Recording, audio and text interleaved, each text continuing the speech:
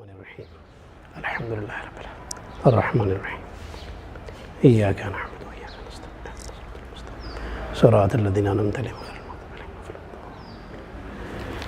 بسم اللہ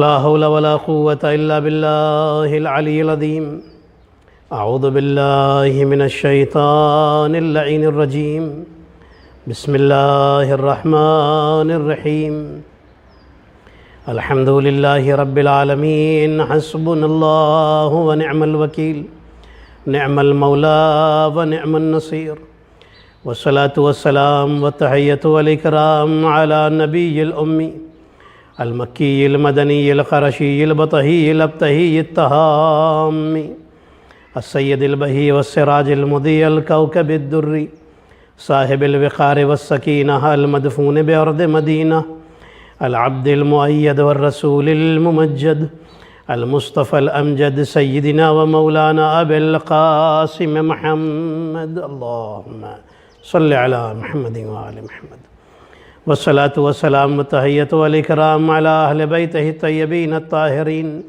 المعصومین المظلومین المنتخبین المنتجبین سیما بقیت اللہ فی الارضین روح وارواح العالمین لتراب مقدمہ الفدا اللہم عجل ولیک الفرج ولعنت اللہ علی اعدائہم اجمعین اما بعد فقد قال اللہ الحکیم بسم اللہ الرحمن الرحیم اقرأ باسم ربک الذی خلق خلق الانسان من علق صلوات پڑھیں محمد اور آل محمد پر اللہم صلی علی محمد و آل محمد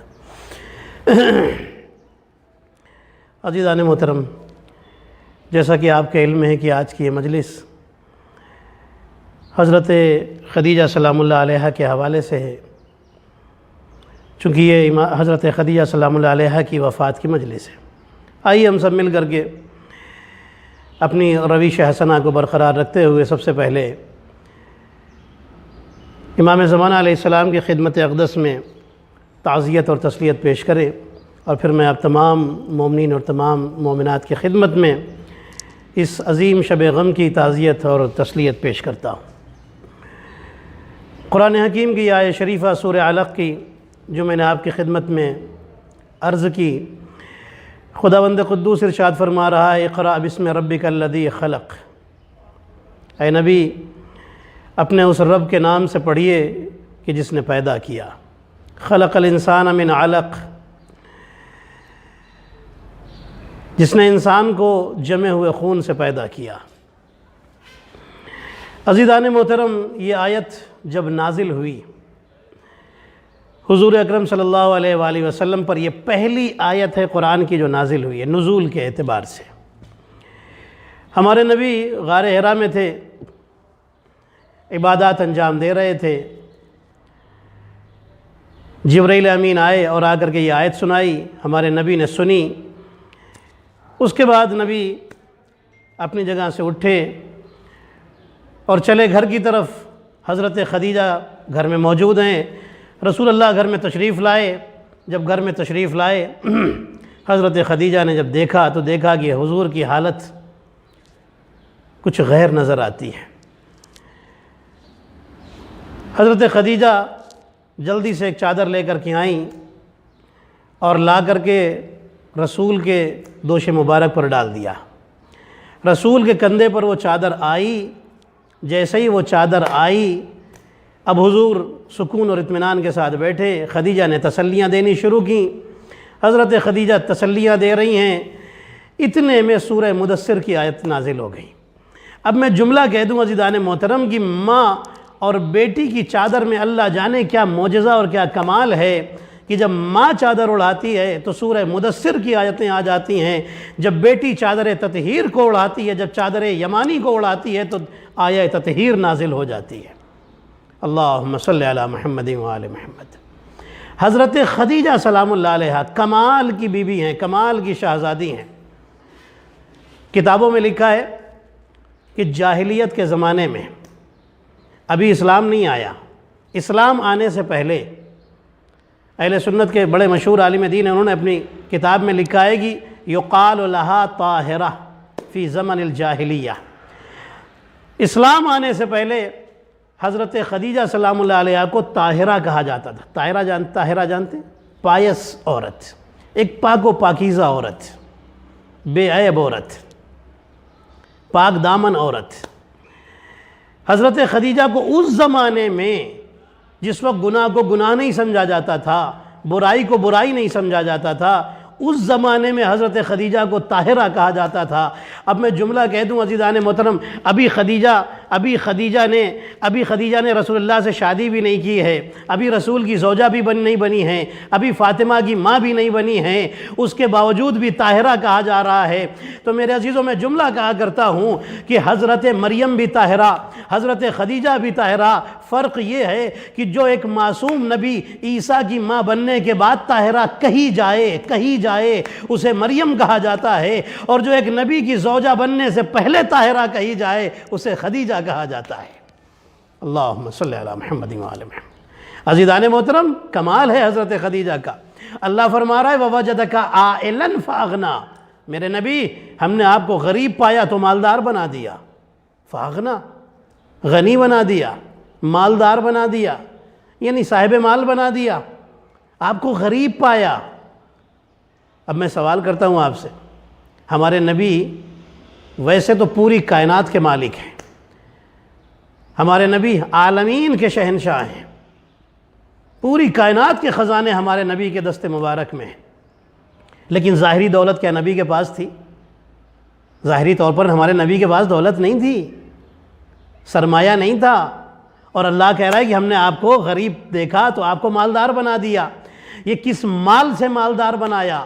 یہ حضرت خدیجہ کا پاک مال تھا۔ اللہ اکبر، حضرت خدیجہ کا پاک مال تھا جس کے ذریعے اپنے نبی کو مالدار بنا رہا ہے اللہ، اپنے نبی کو مالدار بنا رہا ہے۔ میں نے کہا میرے اللہ، تیرے ہاتھ میں تو سارے خزانے ہیں، سارے خزانوں کا خالق ہی تو ہے، یہ خدیجہ کی دولت کا انتظار کیوں کہ خدیجہ کی دولت سے اپنے نبی کو مالدار بنا رہا ہے؟ ارے اس سے پہلے مالدار بنا دیتا، کہیں اور سے خزانے لا کر کے دے دیتا، حضرت رسول خدا کو مالدار بنا دیتا، اپنے نبی کو مالدار بنا دیتا، تو اللہ آواز دے گا۔ میں یہی تو سمجھانا چاہتا ہوں کہ سب سے عظیم شخصیت کا نام محمد مصطفیٰ ہے۔ جب میں اتنی عظیم شخصیت کو وسیلے کے بغیر مالدار نہیں بناتا تو کسی مسلمان کو اہل بیت کے وسیلے کے بغیر جنت کا مالک کہاں سے بنا دوں گا؟ اللہم صلی علی محمد وعلی محمد۔ وسیلہ اتنا ضروری ہے، وسیلہ ذریعہ، سورس، یہ وسیلہ اتنا ضروری ہے۔ عزیزان محترم، خدیجہ کی دولت کے وسیلے سے اپنے نبی کو غنی بنا رہا ہے، کمال ہے عزیزان محترم۔ حضرت خدیجہ سلام اللہ علیہ، کتابوں میں لکھا ہے کہ ان کے والد ماجد کا نام حضرت خویلد ہے۔ حضرت خویلد خانہ کعبہ کی حفاظت میں اپنے شب و روز بسر کرتے تھے، خانہ کعبہ کی دیکھ بھال کیا کرتے تھے، خود سے آتے تھے اور آ کر کے خانہ کعبہ کی دیکھ بھال فرمایا کرتے تھے۔ ایک مرتبہ یمن کا ایک بادشاہ تھا، اس نے چاہا کہ میں خانہ کعبہ سے حجر اسود کو نکال لے جاؤں۔ اس نے یمن میں خانہ کعبہ کی شبیہ بنا تو لی، لیکن اب حجر اسود کہاں سے لائے؟ اس لیے اس نے اپنے لشکر کے ساتھ حملہ کیا مکے پر تاکہ حجر اسود یہاں سے نکال لے جائے۔ جب اس نے حملہ کرنا چاہا، اس سے پہلے حضرت خویلد کو پتہ چل گیا۔ بڑا قبیلہ تھا، بڑا خاندان تھا حضرت خویلد کا۔ حضرت خویلد جو حضرت خدیجہ کے والد ماجد ہیں، بابا ہیں، حضرت خویلد نے اپنے قبیلے کے سارے جوانوں کو جمع کیا، مکہ شہر کے لوگوں کو جمع کیا، اور پھر ایک سوال کیا، یہ بتاؤ اس مکے کی شان کیا ہے؟ سب نے کہا یہ خانہ کعبہ ہے۔ حضرت خویلد فرماتے ہیں کہ اب خانہ کعبہ پر حملہ ہونے والا ہے، اور حضرت خویلد آگے بڑھ کر کے فرماتے ہیں کہ ہم سب کو حفاظت کے لیے تیار رہنا چاہیے۔ یمن کا بادشاہ آیا اور آ کر کے جب حملہ کرنا چاہتا ہے، حضرت خویلد پورے لشکر کے ساتھ، پورے مکے کے لوگوں کے ساتھ، جوانوں، قبیلے کے جوانوں کے ساتھ اس کا مقابلہ کرتے ہیں، اور ایسی جنگ ہوتی ہے کہ وہ ہار جاتا ہے، یمن کا بادشاہ بھاگ جاتا ہے۔ حضرت خویلد آتے ہیں اور آنے کے بعد حجر اسود کے قریب کھڑے ہو کر کے اللہ کا شکر ادا کرتے ہیں، چونکہ دین ابراہیم پر قائم ہے، یہ دین حنیف والے لوگ ہیں، اور کہتے ہیں کہ اے کعبے کے مالک، اے کعبے کے رب، تیرا شکر ہے کہ حجر اسود کی میں نے حفاظت کر لی۔ عزیزان محترم، ایک جملہ کہوں گا، حضرت خدیجہ ہمارے کروڑوں سلام آپ پر کہ آپ کو باپ ایسا ملا کہ جو اللہ کے گھر کی حفاظت کر رہا تھا، اور اولاد ایسی ملی جو اللہ کے دین کی حفاظت کر رہی ہے۔ صلوات پڑھ لیں، اللہم صلی علی محمد وآل محمد۔ حضرت خدیجہ عظیم بی بی ہیں عزیزان محترم، بڑے فضائل اور کمالات کی مالکہ ہیں۔ جب تک حضرت خدیجہ زندہ رہیں، 24 سال یا 25 سال نبی کی بیوی بن کر کے رہی ہیں، تب تک ہمارے نبی نے کوئی دوسری شادی نہیں کی۔ کیوں؟ اس لیے کہ جب دوسری بیوی آتی ہے نا تو پہلی بیوی کی برابری کا احساس اس کے اندر پیدا ہوتا ہے کہ میں اس کے برابر ہوں۔ اس کے اندر یہ احساس پیدا ہو جاتا ہے کہ میں اس کے برابر ہوں، جیسے یہ بیوی ہے ویسے میں بیوی ہوں۔ ہمارے نبی کو یہ گوارا ہی نہیں تھا کہ خدیجہ کی زندگی میں کوئی آئے، خدیجہ کی زندگی میں رسول کی بیوی کوئی عورت بنے اور اس کے اندر یہ احساس پیدا ہو کہ وہ خدیجہ کے برابر ہو گئی، یعنی خدیجہ کی برابری کوئی کرے یہ بھی میرے نبی کو گوارا نہیں ہے۔ تو وہ نبی جو خدیجہ کی برابری کرنے والوں کو برداشت نہیں کرتا، وہ نبی علی کی برابری کرنے والوں کو کہاں سے پسند کر لے گا؟ صلوات پڑھ لیں محمد اور آل محمد پر، اللہم صلی علی محمد و آل محمد۔ حضرت خدیجہ سلام اللہ علیہ، تاریخ میں لکھا ہے کہ انہیں ام الایتام کہا جاتا تھا، یتیموں کی ماں کہا جاتا تھا۔ اور تاریخ میں یہ بھی لکھا ہوا ہے کہ حضرت خدیجہ جتنے بھی جہاں بھی کوئی یتیم ہوتا تھا، جس کا کوئی جو لاوارث ہوتا تھا، جس کا کوئی پوچھنے والا نہیں ہوتا تھا، حضرت خدیجہ نے ایک یتیم خانہ بنایا ہوا تھا۔ اسلام میں پہلا آرفن ایج، پہلا یتیم خانہ حضرت خدیجہ نے بنایا ہے۔ لوگ لاتے تھے بچوں کو وہاں ڈال دیتے تھے۔ جناب خدیجہ حسن اخلاق میں، حسن معاشرت میں مشہور خاتون تھی، کریم النفس بی بی تھی، بڑی سخی بی بی تھی۔ سخاوت تو بہت پسند ہے نا اللہ کو، بہت پسند ہے۔ امام حسن مجتبیٰ علیہ السلام ایک دن ایک جانور کو روٹی کھلا رہے تھے۔ ایک صحابی آیا اور آ کر کہنے لگا، مولا یہ جانور کو کھلا رہے ہیں؟ فرمایا ہاں، اللہ کی مخلوق ہے، میں کھلا رہا ہوں، کوئی بات نہیں۔ دوسرے دن پھر اسی صحابی نے دیکھا کہ غریبوں کی مدد فرما رہے ہیں۔ کہنے لگا، مولا آپ کتنا خرچ کرتے ہیں، کتنا لوگوں کو عطا کرتے ہیں، انسانوں کا بھی خیال، جانور کا بھی خیال، ہر ایک کا خیال رکھتے ہیں۔ امام فرماتے ہیں کہ یاد رکھو، میں اللہ سے ڈرتا ہوں کہ اگر میں ادھر دینا بند کر دوں گا تو وہ ادھر سے مجھے دینا نہ بند کر دے۔ یہ امام کے لیے نہیں ہے یہ بات، یہ امام نے ہمیں سبق دیا ہے۔ تم سیکھو کہ تم اگر بندوں کی مدد کرنا بند کر دو گے، اللہ کی مخلوق کی مدد بند کر دو گے، اللہ تمہاری مدد بھی بند کر دیتا ہے۔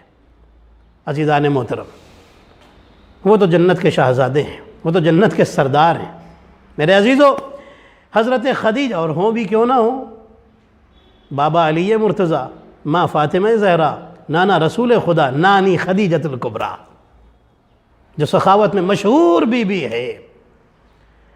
عزیزان محترم، خود جناب خدیجہ سلام اللہ علیہ ام الایتام کہا جاتا ہے۔ آپ کو ایک بات کہوں، یتیموں کو پالنے والے ہوتے ہیں، دو طرح کے ہوتے ہیں۔ کچھ وہ ہوتے ہیں کہ جو پالتے تو ہیں لیکن احسان بھی جتاتے ہیں، ہم نے تمہیں پالا ہے، ہم نے تمہارے ساتھ یہ کیا، ہم نے تمہیں کھلایا ہے، ہم نے تمہاری پرورش کی، ہم نے تمہارے ساتھ یہ احسان کیا، احسان جتاتے ہیں۔ اور یتیم کو جوان ہو کر بھی یتیمی کا احساس رہتا ہے۔ اور کچھ یتیموں کے پالنے والے ایسے ہوتے ہیں کہ جو اس طرح پالتے ہیں کہ یتیم کو یتیمی کا احساس ہی ختم ہو جاتا ہے، اسے لگتا ہے کہ یہی میرے باپ ہے، یہی میری ماں ہے۔ حضرت خدیجہ نے اس طرح سے یتیموں کو سینے سے لگایا اور اس طرح سے پالا کہ لوگ یتیموں کو خدیجہ کی ہی اولاد سمجھنے لگے۔ توجہ رکھیے گا، جن میں کچھ نمایاں شخصیتیں ان بیویوں کی بھی ہیں جنہیں پالا، اور روایتیں بتاتی ہیں کہ وہ جو 3 بیٹیاں حضرت خدیجہ کے 3 بچے مشہور ہیں جو معتبر ہیں، 2 بیٹے اور 1 بیٹی۔ سب سے بڑے بیٹے قاسم، پھر عبداللہ یا جنہیں طیب بھی کہا جاتا ہے، 2 نام ہیں ان کے۔ حضرت قاسم، حضرت عبداللہ اور تیسرے حضرت جناب فاطمہ زہرا سلام اللہ علیہا، اللہم صلی علی محمد و آل محمد۔ یہ مستند اور معتبر ترین روایت ہے۔ باقی بہت سارے لوگ کہتے ہیں نہیں 3 بیٹیاں اور بھی تھیں، یہ 3 بیٹیاں بہت ساری روایتوں کے مطابق، اکثر روایتوں کے مطابق حضرت خدیجہ کی نہیں تھیں، حضرت خدیجہ کی بہن حضرت حالہ کی بیٹیاں تھیں۔ حضرت حالہ کا انتقال ہو گیا تھا اور حضرت حالہ کے شوہر کا بھی انتقال ہو گیا کچھ دنوں کے بعد۔ یہ تینوں بیٹیاں لاوارث اور بے سرپرست ہو گئی تھیں، اس لیے حضرت خدیجہ نے انہیں پالا، ان کی اس طرح پرورش کی کہ لوگ انہیں ہی جناب خدیجہ کی اولاد سمجھنے لگے۔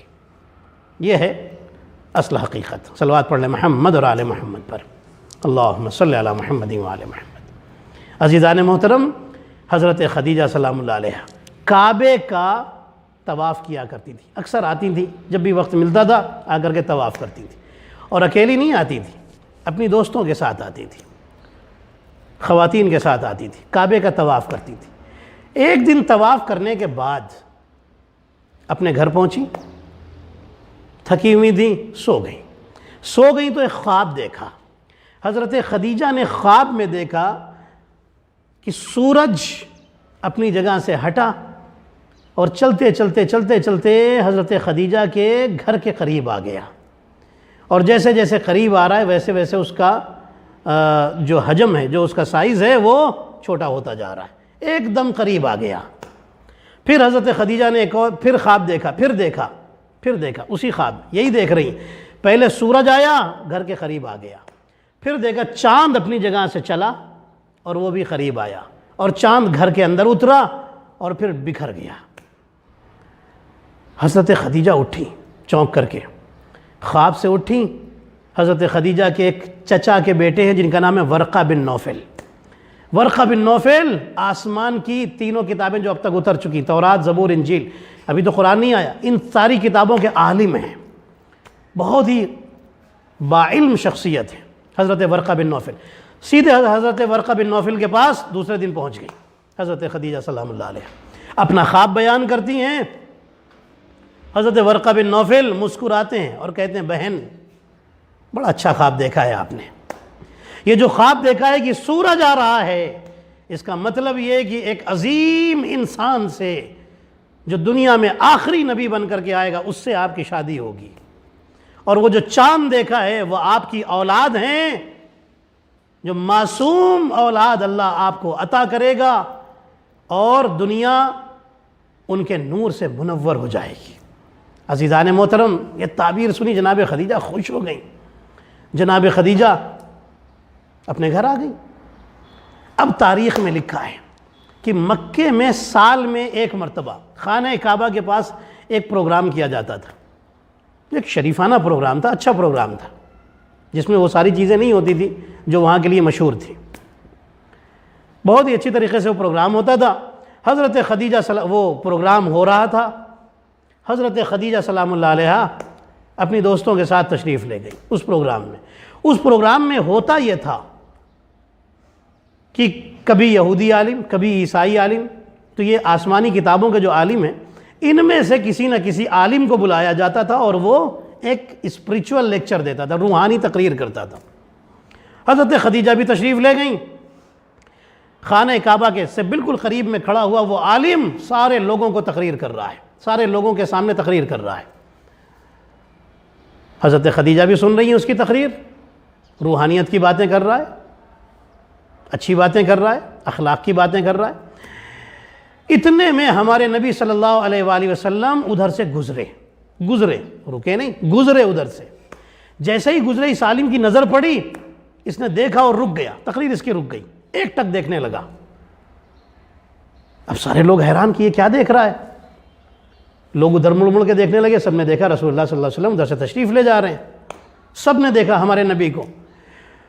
وہ یہودی عالم کہتا ہے کہ سنو، میں کیا دیکھ رہا تھا، میں جنہیں دیکھ رہا تھا میں نے ان کے اندر اپنی کتاب توریت میں آخری نبی کے جو نشانیاں ہیں وہ ساری نشانیاں ان کے اندر میں دیکھ رہا تھا۔ اور سنو، ابھی تک انہوں نے، مجھے لگتا ہے انہوں نے ابھی تک شادی نہیں کی، تم میں سے جو خاتون بھی ان سے شادی کرے گی وہ دنیا میں بھی کامیاب ہے، آخرت میں بھی کامیاب ہے۔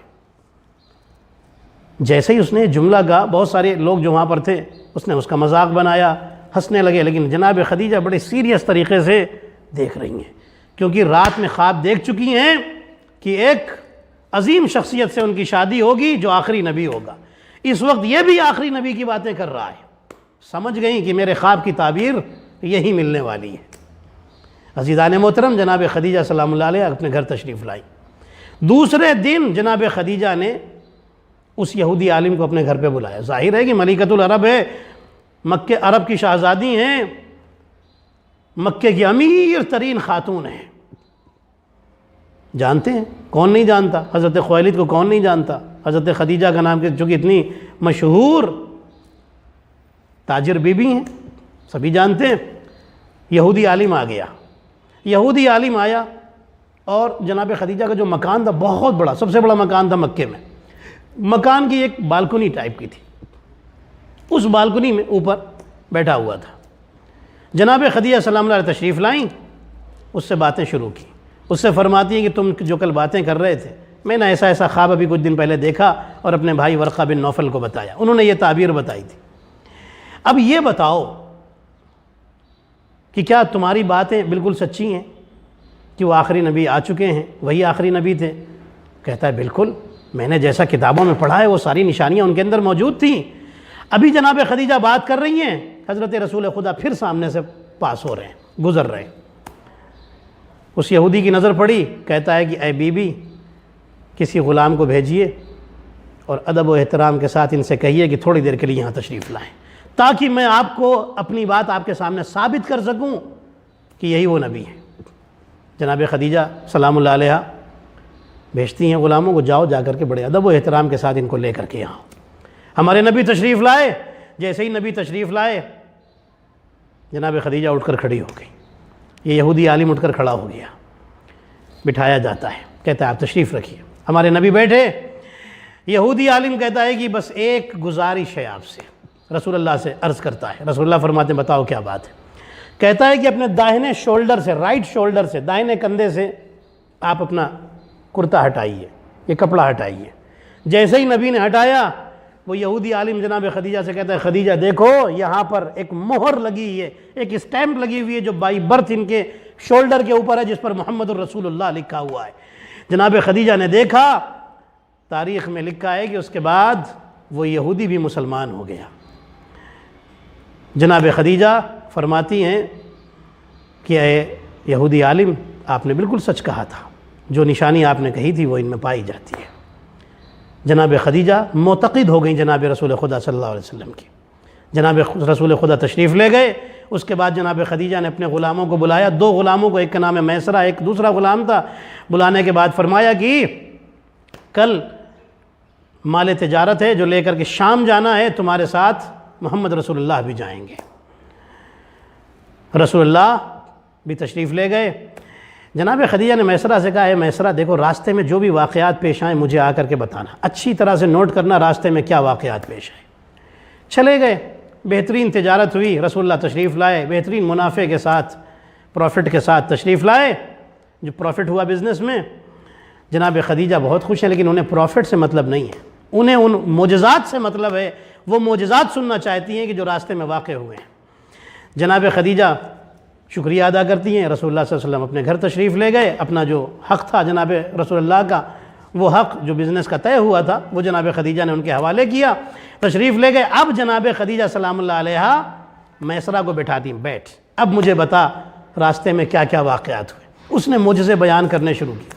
کہتا ہے بی بی ہم ایک شہر میں پہنچے، سوکھا ہوا ایک درخت تھا، تھکے ہوئے تھے، رسول اللہ جیسے ہی اترے، اونٹ سے نیچے اترے، سیدھے جا کر کے اس درخت سے ٹیک لگا کر کے بیٹھ گئے۔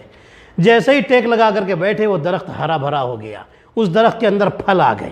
ہم سب سرپرائز تھے، ہم سب حیرت میں تھے، حیران تھے کہ آخر ماجرا کیا ہے۔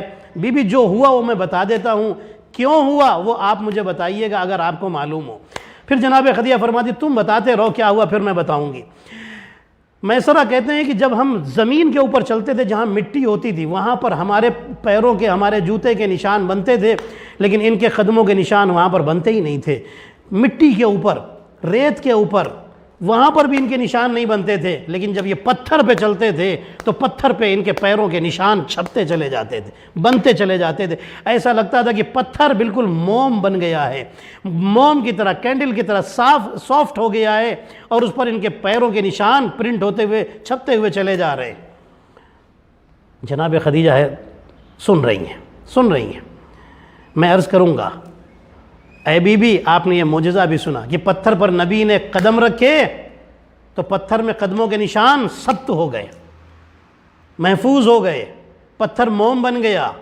یہ ایک نور ہے، دو جز ہیں، ایک کا نام محمد ہے، ایک کا نام علی ہے۔ محمد قدم رکھیں تو پتھر موم بن جاتا ہے، پتھر کے نشان قدموں کے نشان بن جاتے ہیں۔ علی خیبر میں علم رکھ دے پتھر کے اوپر تو پتھر موم ہو جاتا ہے، علم پتھر میں گڑ جاتا ہے۔ اللہم صلی علی محمد و آل محمد۔ یہ شان ہے ان انوار الہی کی۔ عزیزان محترم، پھر وہ بتانا شروع کرتا ہے، بی بی، ہم جس درخت کے قریب سے گزرتے تھے، درخت جھک جھک کر کے سلام کرتے تھے، سلام کی آواز آتی تھی۔ اے بی بی، بادل کا ایک ٹکڑا رسول کے اوپر سایہ کیا رہتا تھا، دوسروں کو دھوپ لگتی تھی لیکن یہ دھوپ سے محفوظ رہتے تھے۔ جناب خدیجہ کہتی ہیں کہ ہاں، اور بتاؤ۔ وہ بتاتے گئے، میسرہ بتاتے گئے۔ بی بی خدیجہ کہتی ہیں کہ اس کے بعد جب یہ داخل ہوئے مکے میں تو میں نے دیکھا کہ کعبے کے پاس گئے، پہلے طواف کیا، پھر یہاں پر آئے۔ جب یہ طواف کر رہے تھے، دو فرشتے ان کے ساتھ ساتھ تھے۔ کہتا ہے کہ ہاں بی بی، میسرہ کہتا ہے کہ بی بی، یہ سارے کمالات دیکھے لیکن میں سمجھا نہیں کہ ان کے اندر یہ کمالات کیوں تھے۔ بی بی فرماتی کہ اب میں تمہیں بتاتی ہوں، کمالات اس لیے تھے کیونکہ یہ اللہ کے آخری رسول ہیں اور آخری نبی ہیں، معجزے دکھانا ان کی شان بھی ہے، ان کی عادت بھی ہے۔ اللہم صلی علی محمد و آل محمد۔ اتنی عظمتوں والی بی بی، اتنے کمالات والی بی بی، بڑی تکلیفیں اٹھائیں، بڑی پریشانیاں اٹھائیں میرے عزیزو، لیکن اسلام کی مدد کرنے میں کبھی پیچھے نہیں ہٹی۔ میں ایک جملہ کہا کرتا ہوں، ایک دن جب رسول اللہ گھر میں تشریف لائے، رسول کے چہرے پر ایک پریشانی تھی، سر جھکا ہوا تھا۔ خدیجہ آگے بڑھیں، آگے بڑھ کے سوال کرتی ہیں، یا رسول اللہ، آپ کے چہرے پر یہ پریشانی کیسی؟ نبی فرماتے ہیں کہ مسلمانوں کے گھر میں فاقے ہو رہے ہیں، مسلمان غریب ہیں، مسلمان بھوکے ہیں، پیاسے ہیں، میں پریشان ہوں، لوگوں نے بائیکاٹ کر دیا ہے، کافروں اور مشرکوں نے ان کا بائیکاٹ کر دیا ہے، کوئی ان کو کھانا دینے والا نہیں، کوئی ان کا پرسان حال نہیں۔ حضرت خدیجہ فرماتی ہیں کہ آپ ٹھہریے۔ بس گئی حجرے میں لا کر کے دولت رسول کے سامنے لا کے ڈالنی شروع کر دی، ہیرے جواہرات، جتنی بھی دولت تھی، پیسے، سب کچھ لا کر کے ڈالے، سامنے رکھے اور کہا کہ یا رسول اللہ، جائیے اور جا کر کے مسلمانوں میں تقسیم کر دیجئے۔ بھوکے مسلمان خدیجہ کی دولت سے کھانے کھا رہے ہیں، پریشان حال خدیجہ کی دولت سے پریشانیاں دور کر رہے ہیں، بے گھر مسلمان جنہیں گھروں سے نکال دیا گیا تھا، وہ گھر خرید رہے ہیں خدیجہ کی دولت سے، جن کے پاس سواری نہیں، سواری خرید رہے ہیں خدیجہ کی دولت سے۔ اسلام اور مسلمان کو فائدہ پہنچ رہا ہے خدیجہ کی دولت سے۔ اب میں جملہ نہ کہہ دوں عزیزان محترم، دوسری اور بیویاں بھی ہیں، خدیجہ بھی ہیں جنہیں اسلام نے پالا، وہ اور بیویاں ہیں جس نے اسلام کو پالا، اسے خدیجہ کہا جاتا ہے۔ اللہم صلی علی محمد و آل محمد۔ عزیزان محترم، یہ بی بی تاریخ میں لکھا ہے کہ ساری دولت قربان کر دی اسلام پر۔ یہ بی بی جب آخری وقت آیا ہے انتقال سے پہلے، حضرت خدیجہ سلام اللہ علیہا، رسول اللہ قریب کھڑے ہوئے رو رہے ہیں، ہمارے نبی رو رہے ہیں، حضرت خدیجہ سلام اللہ علیہا رسول اللہ سے عرض کرتی ہیں، یا رسول اللہ، میری 3 وصیتیں ہیں۔ رسول فرماتے ہیں کہ ہاں خدیجہ بتاؤ تمہاری کیا وصیتیں؟ حضرت خدیجہ عرض کرتی ہیں، یا رسول اللہ، پہلی وصیت یہ ہے کہ اگر خدمت میں، جب تک میں آپ کے ساتھ رہی ہوں، جب سے شادی ہوئی اس دن سے آج تک، اگر کوئی میری طرف سے کمی رہ گئی ہو، کوئی گستاخی ہوئی ہو، کوئی کمی رہ گئی ہو تو مجھے معاف کر دیجئے گا۔ رسول رونے لگے، رو کر فرماتے ہیں، خدیجہ، کمی تم سے نہیں ہوئی، بلکہ تم جب سے میرے گھر آئی ہو تم نے بڑی تکلیفیں اٹھائی ہیں، اے خدیجہ تمہیں اللہ اس کا عظیم اجر عطا کرے گا۔ حضرت خدیجہ رونے لگی، رو کر عرض کرتی ہیں، یا رسول اللہ، میری دوسری وصیت یہ ہے کہ میری بچی فاطمہ بہت چھوٹی ہے، یا رسول اللہ، میرے بعد اس کا بہت خیال رکھیے گا، کہیں اسے کوئی ڈانٹ نہ دے، کہیں اس سے کوئی اونچی آواز میں بات نہ کر لے، کہیں کوئی اسے تماچا نہ مار دے۔ یہ وصیت میں جملہ لکھا ہوا ہے، یا رسول اللہ فاطمہ کا خیال رکھیے گا، کوئی فاطمہ کو تماچا نہ مار دے، میری روح کو بڑی تکلیف ہوگی، میں نے بڑے نازوں سے فاطمہ کو پالا ہے، میں کہوں گا بی بی یہ آج کا مکہ ہے، آپ کی وفات ہو رہی ہے اور آپ نے اس سے پہلے رسول سے وصیت کر دی، یا رسول اللہ فاطمہ کا خیال رکھیے گا، بی بی اس وقت ضرور آئیے گا جب مدینہ ہوگا، فاطمہ کا دروازہ جل رہا ہوگا، فاطمہ کو تازیانہ مارا جا رہا ہوگا، فاطمہ کی شکم میں محسن شہید ہو رہا ہوگا، اے بی بی اس وقت آپ کی روح پر کیا گزری ہوگی۔ عزادارو یہ دو وصیتیں ہو گئی، اب تیسری وصیت کرنا ہے، لیکن جناب خدیجہ بار بار چپ ہو جاتی ہے، رسول حیران ہیں، فرماتے ہیں خدیجہ تم کیوں نہیں کہتی تیسری وصیت کیا ہے؟ خدیجہ کہتی ہیں یا رسول اللہ شرمندگی محسوس ہو رہی ہے، ایسا کیجئے کہ آپ فاطمہ کو بھیج دیجئے، آپ سے وصیت نہیں کر سکتی، آپ میری بیٹی کو بھیج دیجئے، میں اسے بتا دوں گی، وہ آپ تک پیغام پہنچا دے گی۔ عزادارو رسول باہر تشریف لے گئے، فاطمہ کو بھیجا اور پھر خود باہر تشریف لے گئے۔ عزادارو جناب خدیجہ نے فاطمہ سے فرمایا ہے بیٹی اپنے بابا سے کہہ دو کہ جب میں قبر کے بارے میں سوچتی ہوں، قیامت کے بارے میں سوچتی ہوں تو میرا دل بہت گھبراتا ہے، بیٹی اپنے بابا سے کہہ دو اپنا وہ کرتا مجھے کفن میں دیں گے، مجھے کفن اس کرتے میں پہنا دیں، مجھے وہ کرتا کفن میں دے دیں کہ جو کرتا اس وقت پہنتے تھے جب وحی الہی نازل ہوتی تھی، قرآن کی آیتیں ان پر نازل ہوتی تھی، مجھے وہ کرتا دیں گے کفن کے طور پر۔ عزادارو جیسے ہی جناب سیدہ نے یہ جملہ سنا، بس اس کے بعد خدیجہ نے آخری سانس لی اور روح قفس عنصری سے پرواز کر گئی۔ رسول روتے ہوئے گھر میں داخل ہوئے، رسول بڑی دیر تک روتے رہے۔ عزادارو غسل و کفن کا موقع آیا، رسول کفن دینے کے لیے کرتا لے کر آئے۔ عزادارو جبریل امین بھی آسمان سے نازل ہوئے، ایک کفن لے کر نازل ہوئے اور کہا یا رسول اللہ یہ کفن بھی اللہ نے بھیجا ہے، یہ جنت کا کفن ہے، خدیجہ نے ساری دولت اللہ کے دین کے لیے قربان کر دی، یہ کفن بھیجا ہے، یہ کفن دے دیجئے گا۔ تاریخ میں لکھا ہے کہ رسول کفن لے کر کھڑے ہوئے، رسول نے آسمان کی طرف دیکھا، میرے اللہ تیرا شکر ہے کہ سارے نبیوں میں میں وہ نبی ہوں جس کی زوجہ کے لیے تو نے جنت سے کفن بھیجا ہے۔ میں کہوں گا یا رسول اللہ خدیجہ دنیا سے گئی، آپ کے ہاتھ میں کفن ہے، آپ لے کر انتظار کر رہے ہیں، میں کہوں گا اے بی بی خدیجہ آپ کو کفن دینے کے لیے جنت سے کفن آ گیا، لیکن ہائے آپ کا نواسا کربلا میں 3 دن کا بھوکا پیاسا حسین، کسی کے ہاتھ میں کفن نظر نہیں آیا، کسی کے ہاتھ میں پتھر نظر آیا، کسی کے ہاتھ میں تیر نظر آیا، کسی کے ہاتھ میں تلوار نظر آئی، جو حسین پر حملہ کرنے کے لیے سب آگے بڑھ رہے تھے۔ عزادارو خدیجہ دنیا سے تشریف لے گئی، آخری جملہ اور مجلس ختم ہو رہی ہے۔ عزادارو جب جنازہ تیار ہوا اور خدیجہ کا جنازہ گھر سے نکلنے لگا، تاریخ میں لکھا ہے جناب فاطمہ بار بار کمسن شہزادی اپنے ماں کے جنازے سے لپٹ جاتی ہیں، کبھی بابا سے لپٹ جاتی ہے اور کہتی بابا اب میں اماں کے بغیر کیسے رہوں گی، ہائے میری ماں دنیا سے چلی گئی۔ جیسے ہی فاطمہ کی شدت گریہ بڑھی، حضرت جبرائیل آسمان سے آئے اور آ کر رسول سے کہا یا رسول اللہ اور دلاسا دینے کے لیے آسمان سے آیا ہوں، آپ فاطمہ سے کہہ دیجئے اللہ سلام کہتا ہے اور اللہ کہتا ہے کہ اے فاطمہ گھبرائیے نہیں، آپ کی ماں خدیجہ جنت میں مریم کے ساتھ ہے، جنت میں آرام کر رہی ہے۔ میں کہوں گا اے جبرائیل آج فاطمہ ماں سے دور ہوئی تو آپ تسلی دینے آ گئے، کربلا میں بھی اس وقت آ جائیے گا کہ جب ایک بچی یتیم ہو رہی ہوگی، کوئی تسلی دینے نہیں آئے گا، تماچے مارنے والے آئیں گے۔